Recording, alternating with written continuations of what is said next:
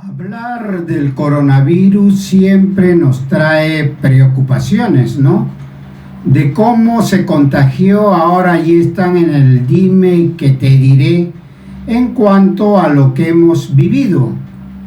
Pero en estos días también se ha visto, se ha sentido por las redes sociales el mensaje de un gran amigo, un doctor, a quien guardo una estima personalísima, Félix Palomo Luyo, quien ya pasó las 100,000 reproducciones en 2 días de lo que Félix expresó en las redes sociales. Oye, un buen vínculo de venta es las redes sociales, ¿eh?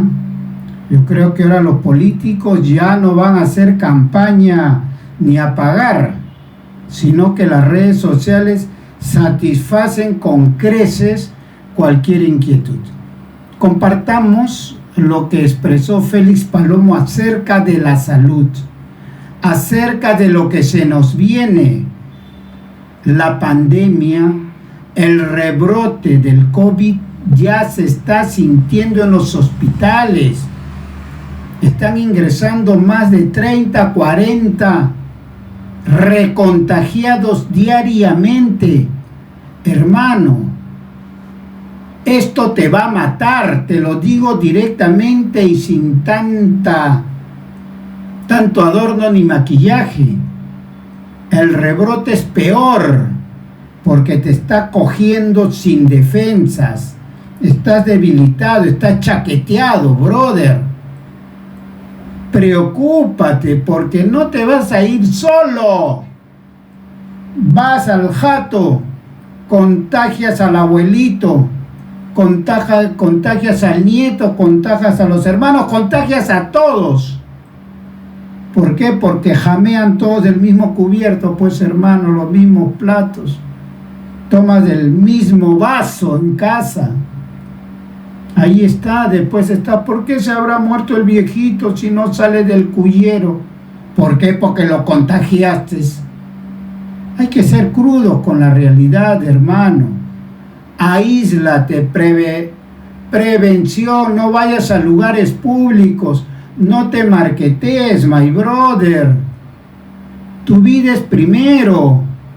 El trabajo déjalo para mañana. Félix Palomo, compartamos. Muy buenas noches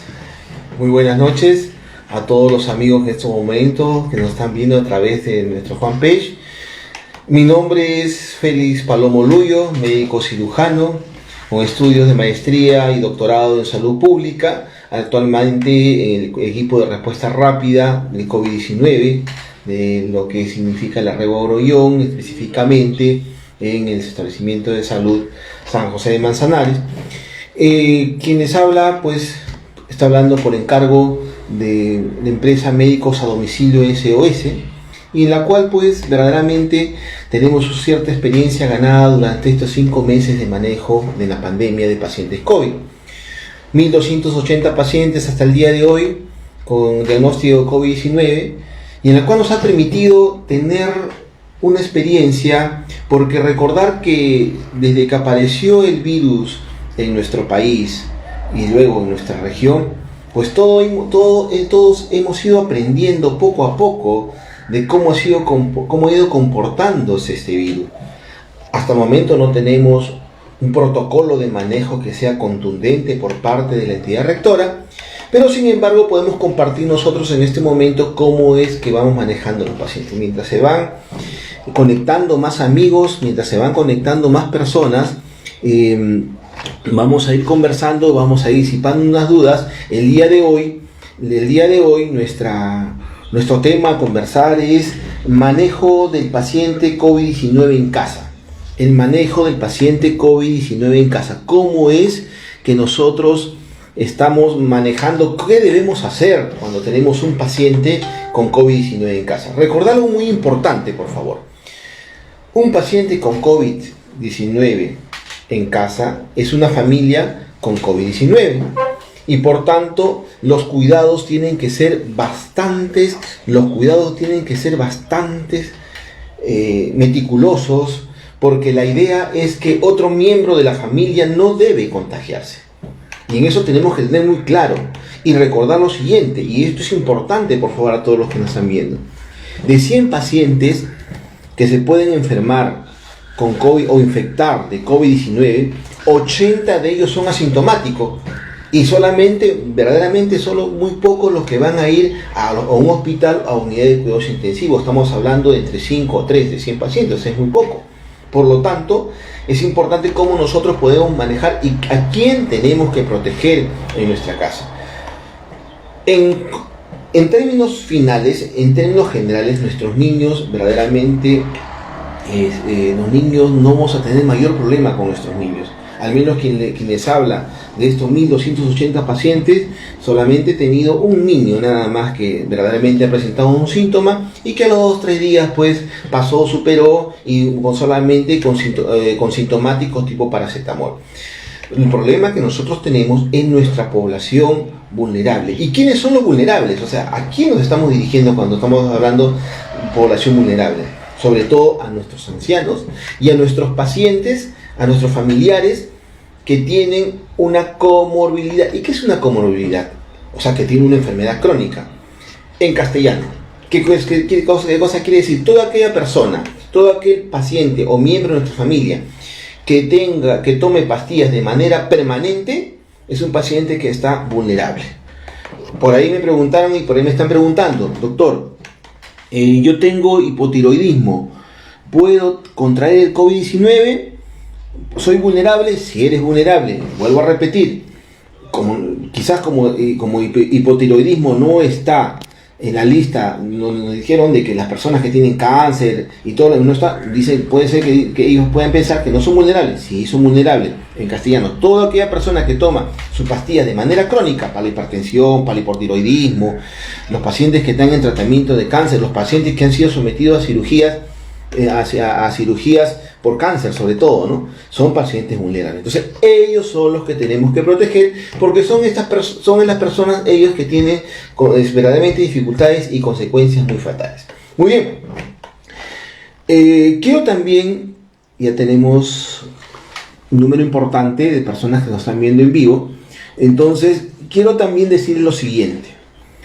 Todos conocemos, porque hemos visto por las múltiples noticias, cómo es el coronavirus, ¿no? Y el coronavirus es un virus, ¿no? Como una corona que tiene en toda su estructura molecular. Tiene una corona. Y esta corona, es su composición de esta corona, o sea, la parte de eso donde usted ve esas puntitas, como unas espinas que rodean, voy a poner acá por una muestra de acá, es parecido a esto, pero acá tienes como unas puntitas.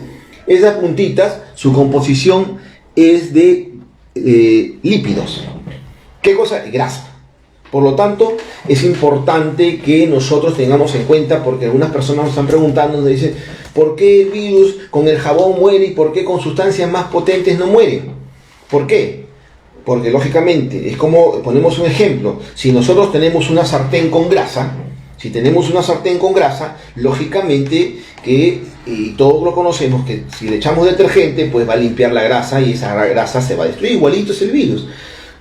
Destruyen esa corona y se va a debilitar y por lo tanto se va a inactivar, porque lo que hace este virus es ingresar a nuestro organismo y una vez que está en nuestro organismo, pues comienza, se mete en nuestra célula, ¿no? Y sobre todo en nuestras células que son de nuestro pulmón, y comienza a reproducirse ahí, no se apodera de la máquina de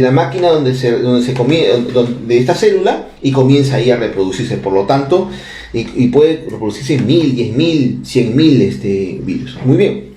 Otra de las cosas que es importante que ustedes tienen que saber es que no existe un medicamento en la actualidad que cure el coronavirus. Porque hay dos cosas que tenemos que tener en cuenta. El coronavirus, podemos tener un medicamento que sea eficaz contra el coronavirus, que no lo tenemos en este momento, y lo otro es la vacuna, que lo tenemos un poquito muy alejado. Más cerca está la segunda ola que tener la vacuna. Por lo tanto, es importante que en estos momentos ustedes puedan compartir la información que yo les voy a dar para que ustedes puedan compartir con los familiares, porque cada cosa tiene su particularidad, cada pueblo tiene su particularidad y cada familia tiene su particularidad. Vuelvo a repetir, el tema del día de hoy es manejo del paciente COVID en casa. ¿Cuáles son los cuidados que tenemos que tener con el paciente COVID en casa? Muy bien. Mientras el equipo de producción me va diciendo en qué momento entramos al tema en sí, mientras vamos nosotros conversando un poco, porque ya estoy viendo muchas preguntas, sobre todo con el IgG y el IgM, cuando sabemos nosotros que tenemos coronavirus, es importante, se los voy a decir, ¿sí? Muy bien. El paciente comienza a tener, ¿cuándo decimos que un paciente está infectado de COVID-19? Puede ser cuando se saca una prueba molecular y sale la presencia de coronavirus en la prueba molecular, una prueba rápida, cuando nosotros tenemos el IgM y el IgG reactivo o IgM reactivo, o clínicamente, que lógicamente esto lo hace, el diagnóstico clínico es por un médico. Muy bien, entonces, ¿desde cuándo, para poder nosotros saber si estamos infectados de coronavirus, cuándo contagiamos y cuándo no contagiamos? Pues es importante saber la historia natural de la enfermedad. ¿Cuándo me contagié yo? Y muchos dirán, pero ¿yo cómo voy a saber cuándo me contagié? Si con tanta gente he tenido contacto, que no voy a saber cuándo me contagié. Pues sí, hay una manera muy fácil de poder saber cuándo nos contagiamos.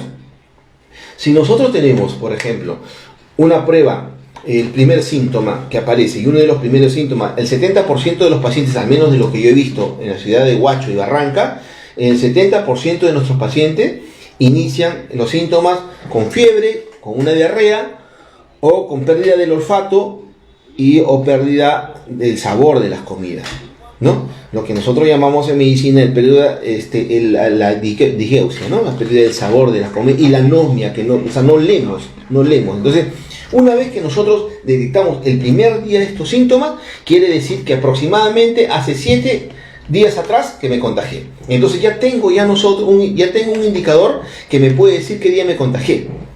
Si yo el día 7 perdí el sabor a las comidas, ¿sí? Y perdí el sentido del olfato, el día 7 quiere decir que probablemente me haya contagiado el 30 del mes anterior o el 1 de ese mes. Por lo tanto, yo puedo ya saber qué día me infecté. Es una forma de poder nosotros saber qué día es el día que me infecté. Otra de las formas como puedo yo saber qué día me infecté es cuando me voy al laboratorio y me saco una prueba rápida, y esta prueba rápida me sale IgM positivo. Entonces, si me sale IgM reactivo, si sale IgM reactivo, que es una prueba serológica, me sacan sangre y ven que tengo el IgM positivo, entonces aproximadamente entre 10 días atrás fue el día que yo me contagié, 10 días aproximadamente, Esa es la experiencia que yo le puedo contar más o menos. La literatura también menciona lo mismo, entre 10 y 12 días. ¿Y cuando aparece el IgG? A los 12, 14 días. Y hay un momento que aparecen los dos.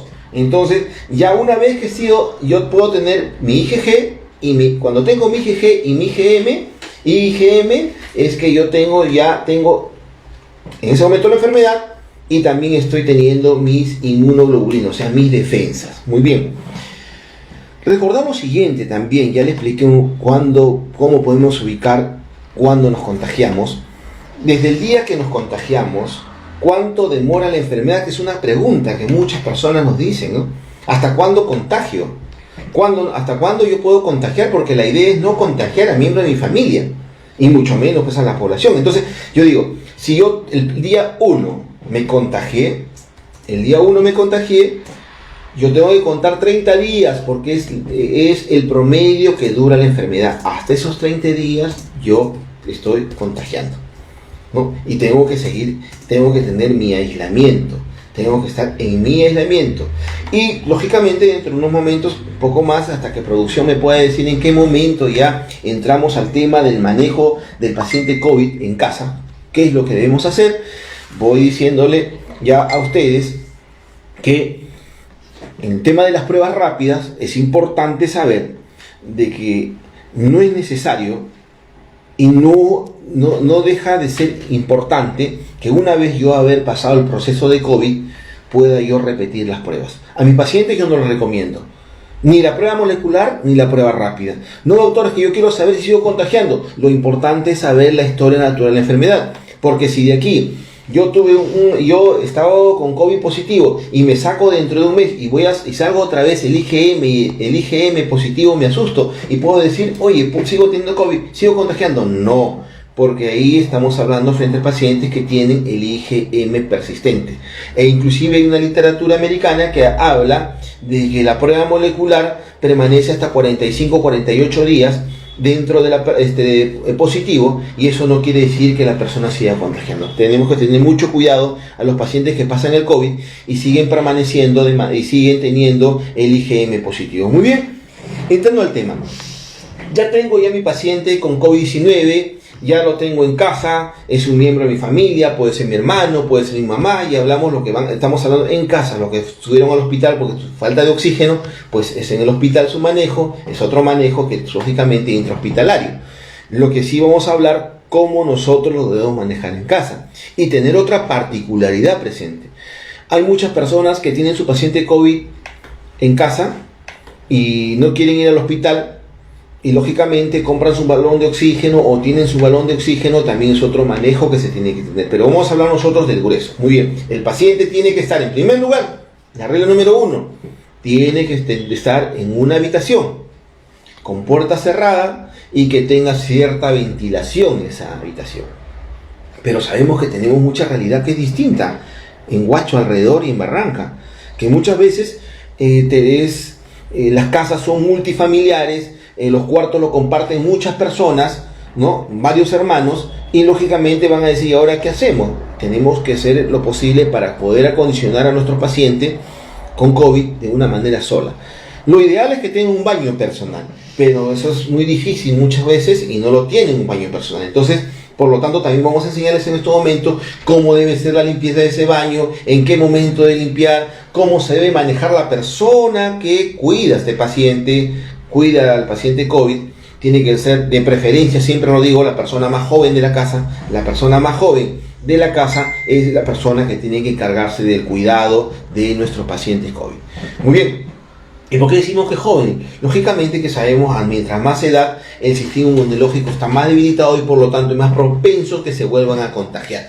Muy bien, mis amigos, entonces vamos a hablar. Paciente que lo tenemos en casa, el paciente que ya está, lo tenemos que tener aislado. Una vez que está aislado, este paciente tiene que primero destinar su menaje. Cuando hablamos de su menaje estamos hablando de sus cubiertos, que son solamente para el paciente. Sus platos, sus vasos, sus cubiertos, su cuchillo, su tenedor, todo, porque tiene que tener un menaje exclusivo para este paciente. Este menaje tiene que ser, le sirve la comida. Lógicamente que la persona que entra tiene que tener todos los cuidados correspondientes. El paciente que está con COVID tiene que permanecer con su mascarilla, la mascarilla quirúrgica, ¿no? Tiene que permanecer, y no por lo que está solo en el cuarto, si se estornuda o tose, tiene que toser, como está solo, dice, bueno, doctor, yo acá estoy solo, puedo toser como quiero. No, tenemos que tener cuidado porque podemos contaminar a las personas que nos está dando el cuidado, y es la cual que tenemos que nosotros también en este momento proteger. Y muchas veces son personas donde vive la mamá y el hijo, y lógicamente la mamá es mayor, es vulnerable, y como tenemos que tener mucho cuidado en esa parte, porque quizás el problema no lo vamos a tener con el paciente, sino con la persona vulnerable, en este caso que es la mamá. Hablamos de eso. Muy bien, entonces la persona que cuida sí tiene que usar guante al paciente.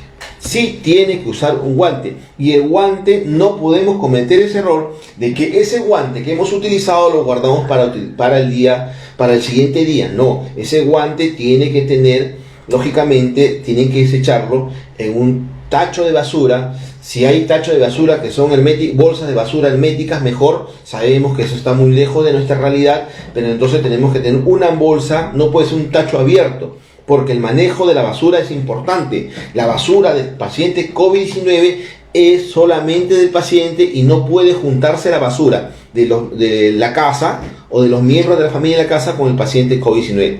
Y esa basura, de preferencia, tiene que ser una bolsa roja, para que lógicamente los que botan la basura tienen que saber, porque lo ideal sería que una empresa que recoja esos residuos sólidos, pero sabemos que eso está fuera de nuestra realidad. Nuestra basura, nuestro paciente COVID, es solamente nuestro paciente y tiene que ser desechada de manera independiente. Una vez que tenemos el paciente, el momento de administrar los medicamentos, lógicamente es la persona que lo cuida, que puede ser, bueno, las enfermeras que cuidan a nuestros pacientes, ellos saben mucho del tema de bioseguridad, con ellos no habría mayor problema, pero sí con los familiares que entran. Esos familiares tienen que estar bastante protegidos. Armar en la puerta de nuestro paciente un pequeño protocolo de entrada, como es su bandejita adelante, con soluciones que ustedes lo conocen bastante bien, que es la solución de lejía, y también con su alcohol de manera permanente para que esa persona que entre pueda tener cierta protección, su mascarilla y de preferencia conseguirse un mameluco, conseguirse algo en la cual esa persona pueda protegerse. Sí, profesor, ¿me dice? Hay una pregunta, doctor. Elizabeth Salvador nos escribe y dice: ¿cómo puedo hacer para que mi abuelita se mejore del COVID? Su abuelita de Elizabeth Salvador. A ver, es una pregunta bastante general, pero bastante importante, ¿no? O sea, en primer lugar, si es un paciente que en estos momentos está teniendo la enfermedad, es importante la saturación de oxígeno que está teniendo. ¿Qué síntomas está teniendo? Nos indican de que nos indica que el paciente probablemente tenga una neumonía, ¿no? La que mucha gente le llama pulmonía. Ahí hay que hacer una evaluación muy meticulosa, porque es importante la saturación de oxígeno que pueda tener nuestros pacientes. Ese aparatito que se llama el pulsoxímetro se convierte en la herramienta más importante para el manejo de nuestros pacientes COVID. Si nosotros, ¿cuál es lo normal? 95 a 100. Menos de 90 a 95 ya estamos hablando de hipoxia, o sea, falta de oxígeno leve. De 85 a 90, moderada, y lógicamente de 85 para abajo es severo. Entonces tenemos que tener mucho cuidado. Si nosotros tenemos nuestros pacientes que están durando menos de 95, estamos en 92, inmediatamente el oxígeno. El oxígeno es muy importante, por favor. El oxígeno nos permite que nuestras células pulmonares puedan tener esa capacidad de poder reponerse ante el embate del COVID-19. Entonces, y todos los medicamentos que nosotros damos para que estos pacientes mejoren son medicamentos que coadyuvan a una infección bacteriana agregada, pero más no para curar lo que es el COVID-19. Correcto. Hay otra pregunta que nos dicen: les ha parecido excelente el uso del oxímetro. Si indican, si es que lo puede repetir, por favor, e indicar los rangos sobre el oxímetro. A ver, el pulsoxímetro es verdaderamente que se convierten en una de las armas más eficaces para que la población podamos combatir nosotros al coronavirus. Sobre todo en esta segunda ola, yo calculo, creo que muchos de los médicos y los salubristas, algunos epidemiólogos que hemos conversado, que nuestra segunda ola es inminente, y por ello es importante que en ninguna casa debe faltar un pulsoxímetro. Entonces, los pulsoxímetros de 95 a 100, estamos hablando de que es normal. Menos de 95, o sea, cuando hablamos de 90 hasta a 95, estamos hablando ya de una hipoxia, y cuando decimos hipoxia, que nos estamos refiriendo a falta de oxígeno, y ahí estamos hablando de una hipoxia leve, que ya necesita y requiere oxígeno. Cuando ya estamos en 92, ya definitivamente esta persona necesita oxígeno. Si no tenemos el oxígeno en la casa, que lo ideal es llevarlo al hospital. Y en estos momentos en nuestros hospitales pues sí tienen camas y oxígeno, porque ha bajado un poco los números de casos de la pandemia y nos permite en estos momentos. Pero si llegara un momento donde nuestros hospitales están colapsados, sí tenemos que nosotros tener en cuenta que el oxígeno es muy importante. Mientras utilizamos nosotros el oxígeno en el periodo más corto, nosotros vamos a poder tener mayor éxito en el que nuestro paciente se mejore. Si nosotros esperamos tener entre el 85 y 90, que ya estamos hablando de falta de hipoxia leve, entre 85 y 90 se va haciendo ya nuestra posibilidad de recuperación un poco más lejana. Y de 85 para abajo ya estamos hablando de un caso ya severo. Y ahí pues verdaderamente tenemos que, sí o sí es el manejo hospitalario, sí o sí es el manejo con un equipo más especializado. Hay otra pregunta que nos están haciendo: ¿cómo se maneja la rinitis? ¿Cómo curarla? ¿Cómo seguir un tratamiento de rinitis? Bueno, no es el tema en estos momentos, pero sí es importante poder responderle, ¿no? Porque muchas veces pensamos Cada persona conoce ya su organismo. Sabemos que la rinitis es un síntoma muy importante en muchas personas que sufren de alergia. En Huacho hay muchas personas que tienen alergia y empiezan siempre con su rinitis, pero esas personas saben cuándo es una rinitis y cuándo verdaderamente es un resfriado, y que puede ser un resfriado o que puede ser el inicio del síntoma de COVID-19. Es muy difícil que solamente se presente rinitis. Ya le mencioné en primer momento, la rinitis es lógicamente con un antihistamínico. Un antihistamínico puede ser una clorfenamina, una loratadina, una fexofenadina, qué sé yo. Todos esos medicamentos que ya conocen perfectamente, pero la idea es que en un momento no podemos confundir una rinitis con el inicio de síntomas del COVID-19. Siempre el COVID-19 va acompañado de dolor de cabeza, de fiebre. Acá es importante, amigos, que lo que he encontrado yo acá en Huacho, en un inicio de la pandemia, el 70% de nuestros pacientes aproximadamente iniciaron con una diarrea, ¿no? Una diarrea sin razones aparentes, ¿no? Sin razón aparente, y al siguiente día o el mismo día, pero ya por la tarde, comenzaron a perder el sentido del olfato y el sentido del gusto. Entonces, en el 70%, en el grueso de nuestros pacientes, yo calculo inclusive un poco más, la vez pasada con el equipo de médicos a domicilio SOS, con los médicos y el staff de enfermera, estábamos viendo nuestras estadísticas, y nuestras estadísticas nos mencionaban hasta de un 85%, que perdían el olfato y el gusto como síntomas principales del COVID-19. Hay otra pregunta, doctor, que indican si es que está dentro de la medida de la respuesta. Una consulta, doctor.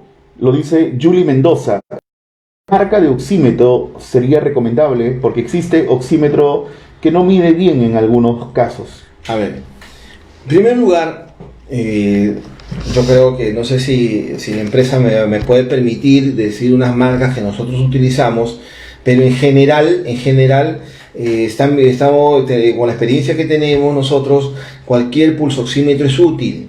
La idea es que primero tenemos que revisar la batería de nuestro pulsoxímetro. Tenemos que utilizar unas buenas pilas para nuestros pulsoxímetros, ¿no? Y lógicamente, más importante de comprar un pulsoxímetro de marca, comprar un pulsoxímetro en un establecimiento de preferencia, para poder nosotros hacer el reclamo respectivo. ¿Me permite la marca? ¿Está permitido? Sí. Y la de preferencia, lógicamente, recuerden que al inicio de la pandemia nuestros pulsoxímetros, los costos eran bastante altos. Yo, quien le habla, compré en un momento hasta 250 soles, pero ahorita podemos encontrar pulsoxímetros hasta de 50 soles, 60 soles, ¿no? De 50, 60 soles, de marca Contec, que es el intermedio. Hay marcas mucho más finas, mucho más caras, pero lo ideal es que sea Contec, C-O-M-T-S, Contec, que es muy buena marca. Pero siempre es importante, por mejor marca que sea, y no tiene una buena batería, una buena pila, de poco o nada nos puede servir, y a veces puede llevarnos al error muchas veces. Correcto. Bueno, muchas gracias a las personas que se están sumando a esta transmisión. Somos en la página personal del doctor Félix Palomo más de 110 personas, y en nuestra fanpage, a la que le vamos a indicar que nos puedan seguir para siempre estar actualizándonos con información de médicos a domicilio. Se encuentran como la fanpage. En Facebook nos encuentran como Médicos a Domicilio SOS. Bueno, el reportaje, aquí me dicen, ¿para qué traer a Macés si Palomo lo puede hacer? Claro, pues cuestión de gusto, pues, porque para muchos dicen que Félix Palomo se está marketeando, que quiere ser congresista. Miren, la figura acá es prevención, brother, debemos de prevenir. Por ejemplo, yo no sabía eso, de que lo tiras al viejito, al cuyero, ahí que vea, le tiras su bolsa con medicinas y le dices a ver si vive, pues, ¿no?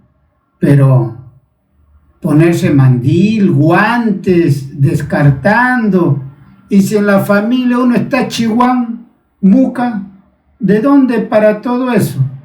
Y encima tú dices que el más joven de la casa, ¿tú crees que el chiuchi que para ahí peloteando va a querer ir a atender al abuelito, a la mamita? No, esos son los primeros que se largan de la casa. No, pues, pero pucha, está fregado esto, ¿no? Pero hay que tomar en cuenta, ¿ya?